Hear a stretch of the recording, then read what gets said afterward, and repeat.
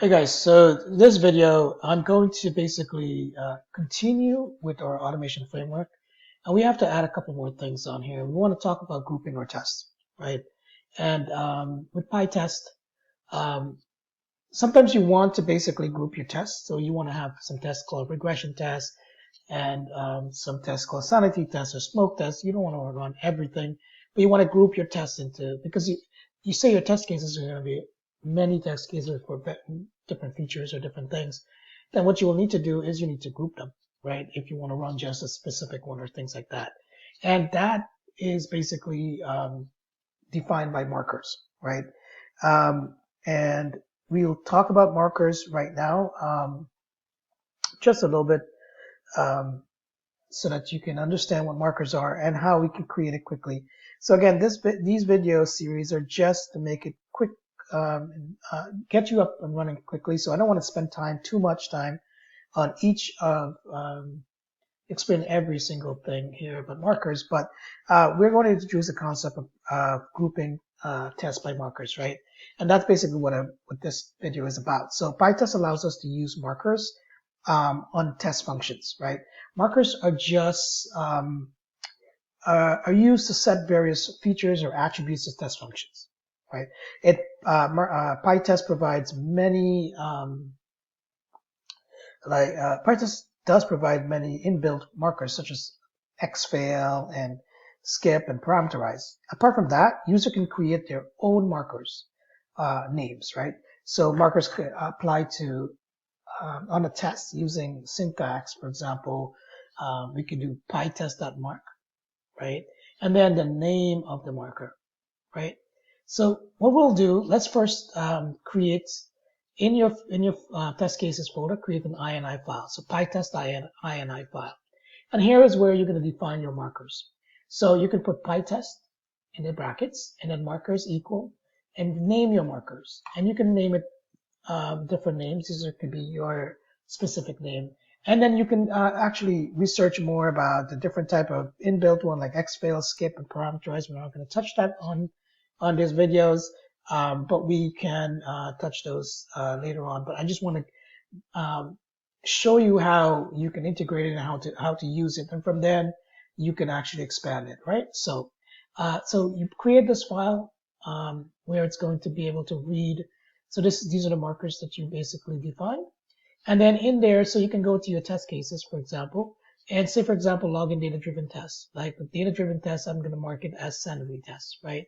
And then I have other tests, for example, like test login here, where I just want regression. One part of it is sanity and part of it is regression.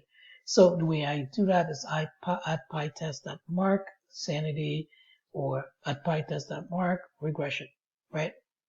And then once you do that, you just label wherever. I just have a few tests here, so you know, it's not a lot of tests. So as it grows, as your test cases grows, you can define and group them. So if whatever it is under sanity, you run sanity tests. Whatever is marked as regression, it's going to run regression tests. So the way we run this is basically, so let's go ahead and just put regression. So pytest.s-v and -m is what you can where you put the actual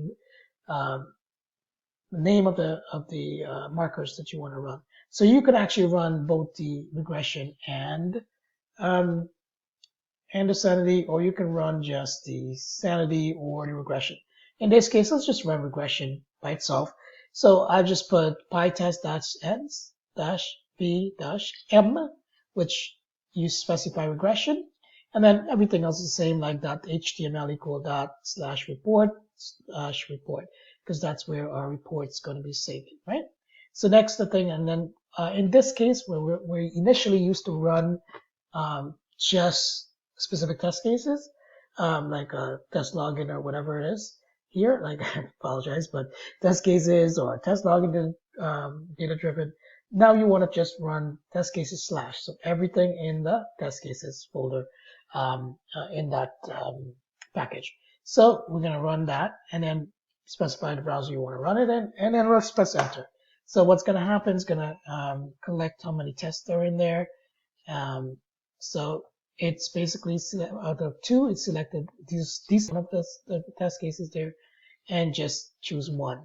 So then it start running, executing, and it's going to execute that specific test cases on there. Once it's completed, which is microaggression, it's going to create a report and do everything it needs to do there, right?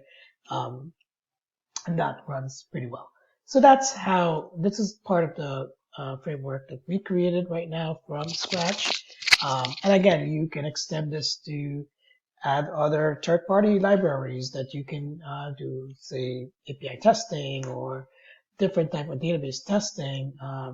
You can create different fixtures and things like that. So we can get to that, like as far as I will try to create additional videos later on to just add to this framework to make it more user-friendly, like basically things that you can use. So once you join me on here, I'll check this into Git, and as you want, you can add you can basically request features, and I can go ahead and see if I have the time to make the video, and I can actually go ahead and add those, or someone can fork this project and add and make, build this up as a community, if if you would like to.